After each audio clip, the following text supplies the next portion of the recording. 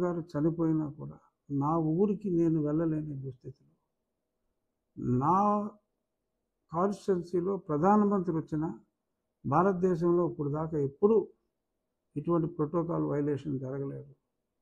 నా పేరు రాసిన తర్వాత కూడా డిస్ట్రిక్ట్ కలెక్టర్ మరి ప్రధానమంత్రి ఆఫీస్కే ఫోన్ చేసి నా పేరు తీయించేసిన ఘనుడు జగన్మోహన్ రెడ్డి. అయినా నేను అర్థం చేసుకున్నప్పటికీ కూడా ఎదురీది నేను నా పోరాటం కొనసాగించాను. ఎన్ని అవాంతరాలు వచ్చినా ఈ జగన్మోహన్ రెడ్డి అనే దరిద్రం ఈ రాష్ట్రానికి ఉండకూడదు అని నేను ప్రొసీడ్ అయ్యాను.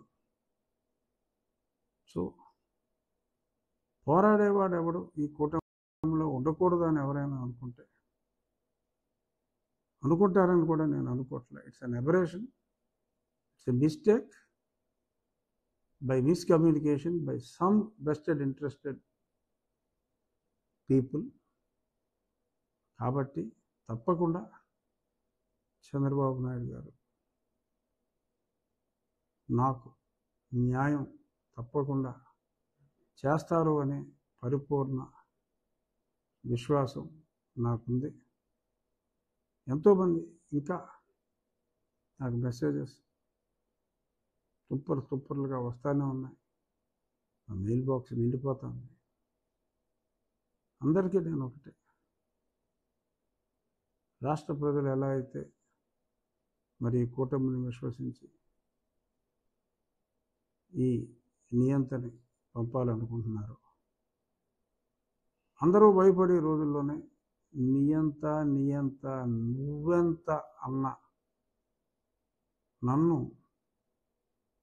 వదిలేస్తారని నేనైతే అనుకోవట్లేదు. తప్పకుండా 1-2 రోజుల్లో న్యాయం జరుగుతుంది అనే. ఎందుకు నేను చెప్తున్నాను ఇది ప్రతిరోజు? అందుకని నిన్న చెప్పా, మధ్యలో 2 రోజులు మాట్లాడలేదు, వేరే విషయం. ఎందుకు చెప్తున్నాను అంటే చాలామంది రకరకాల ఆప్షన్స్ చెప్తున్నారు. వద్దండి, అటువంటి ఆప్షన్స్ ఏమీ వద్దు, నాకు న్యాయం జరుగుతుంది అని నేను వాళ్ళందరికీ చెప్తున్నా. అదే విషయం మీడియా ముఖంగా కూడా నేను చెప్తున్నా. చూద్దాం ఏమవుతుందో చూద్దాం. ఎవరైతే నా గురించి మరి ప్రార్థనలు చేస్తున్నారో నేను కూడా అదే కోరుకుంటున్నాను. చూద్దాం.